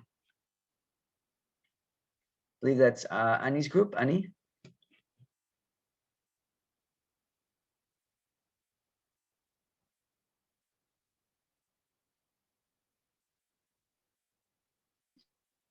Okay. Assalamualaikum and good Salam. afternoon to Annie, we can't hear you and all so my good. fellow friends. We can't hear you so well. Can you speak a little louder, please? Thank you. Okay. All right. So I am from Group 5, and we are going to share with all of you about International Community Development Program based in Malaysia. So disclaimer, actually we didn't know whether this is wrong or the correct answer, doctor. So we just try. Yeah, that's fine. So okay, so what we found is UNDP, which is UNDP is United National Development Program that works in more than 170 countries and territories. Yeah. They are helping to achieve the eradication of poverty and reduction of inequalities and exclusion. So basically, they help countries to develop policies, leadership skills, partnering abilities, institutional capabilities, and build resilience in order to sustain development results. So the UN country team in Malaysia is dedicated to support sustainable development, to empower women, men and children, all Malaysian, but especially the poorest and most vulnerable. So UNDP is working to help people to live free of poverty, violence, HIV and AIDS. So one of the programs that we found is green technology application for the development of low carbon cities, or the short name is GTALCC. So I pass to my friend to explain. Okay. Bojin, you. So I will introduce the next part is about great technology application for the development of low carbon cities. So the objective of the project is to facilitate the implementation of low carbon initiatives in at least 5 Malaysia cities, and show case a clear and integrated approach to low-carbon development. So next is the objective will be achieved by removing barriers to integrated low-carbon urban planning and development through 3 components. So the first component is about policy support for the promotion of integrated low-carbon urban development.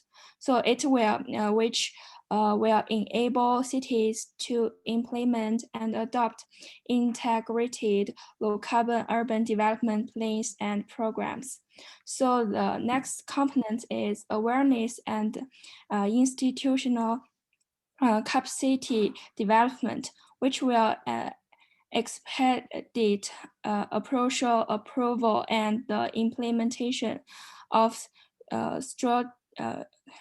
strategic urban development and ensure cities are aware of planning and implementing low carbon technology applications.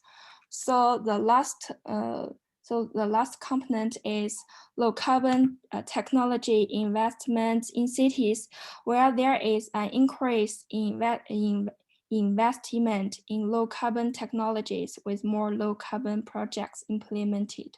So that's all about our group. Okay, so UNDP definitely is an international organization that does a lot of programs and projects in different countries. This one, I don't know if we can consider it a community development program. It's more of, I mean, it depends.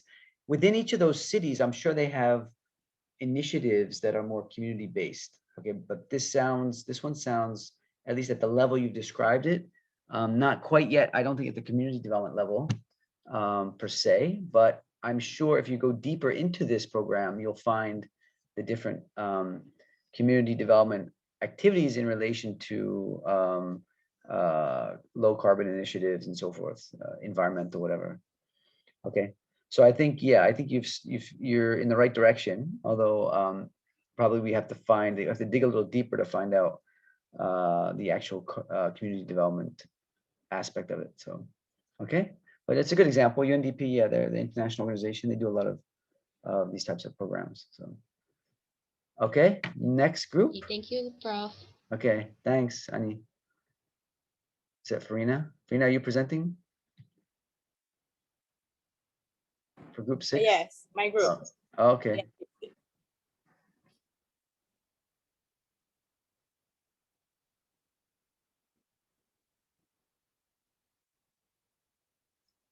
So we're back to government. Back to federal government. Okay. Hi. Hi everyone. For yes, this government. Okay, so the program that we found the government is our resource center sections under the Ministry of Rural Development, and actually it's a cooperation with the Community Development Department, KEMAS. So for this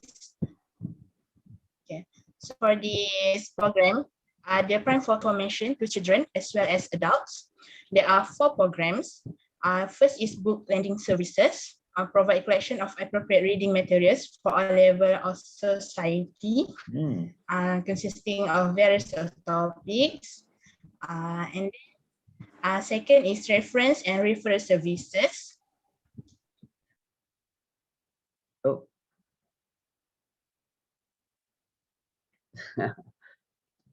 You lost your presentation. Okay, let me continue. Okay, so yeah, under KEMAS, they did, first is book lending services.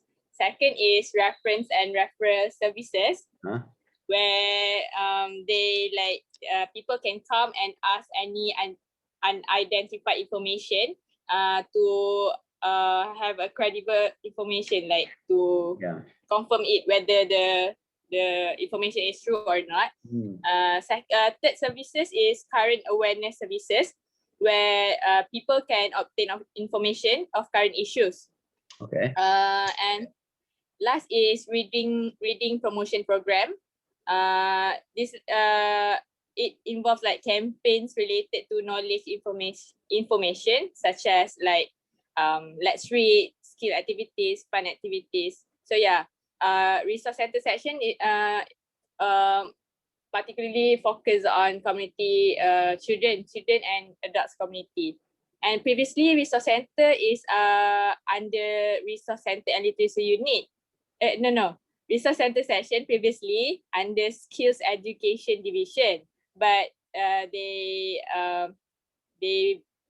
changed the system and brought it to this resource center and literacy unit. So yeah, that's all. Good. Thank Very you. good. Yeah. Very good example. So that's clearly community development. And you see the services are very geared towards community, assisting the community. So that's their job. That's the department, the name of the department itself. Okay, so that's, I think the Malaysia federal government is actually very active in community issues and community development programs. So you find a lot of those, I think, here. Okay, great. Thanks, Farina and group. Okay, 7. Group 7. Fikia and Shinpei and no, Azza. I forgot who the leader of your group was. Oh, Shaza. Okay, Shaza.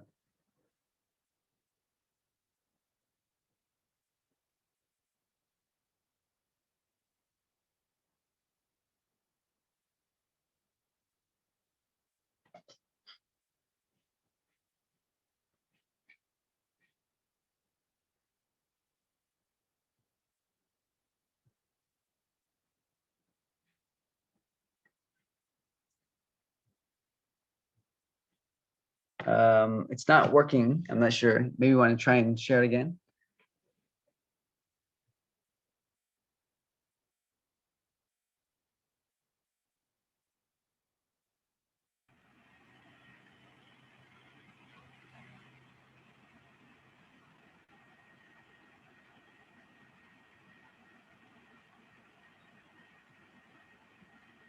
Okay. Sorry, Prof. Shaza got stuck. I can see that. Go ahead. Whoever wants to just narrate, you can just narrate it. Yeah. Is it okay if we proceed without the slide? That's fine. Go ahead. Go ahead. Okay. So the first program is okay. Oh, there it is.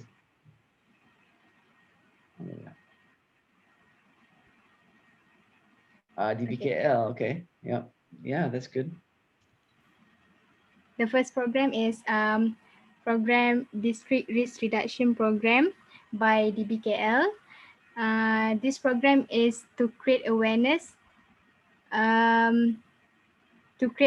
prevention, and educate the community about how to adapt with new norm life and maintain well-being during pandemic. So basically, this program is they educate the community about the effects and how to prevent COVID-19.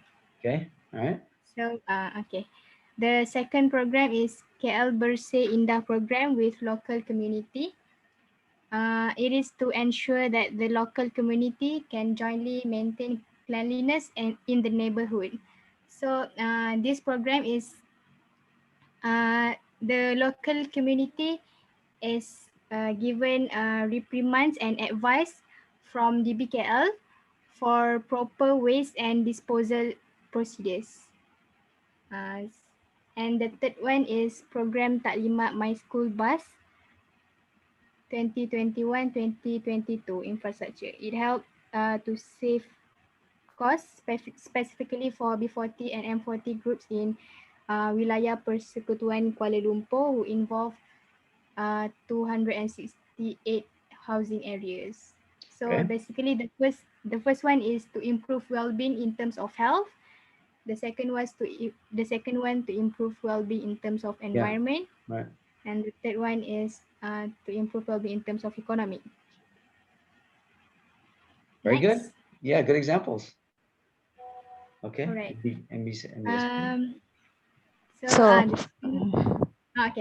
You proceed. Somebody else. For the next one is MBSJ, Majlis Bandaraya Suruhanjaya. Actually, there are a lot of programs that MBSJ conduct with community,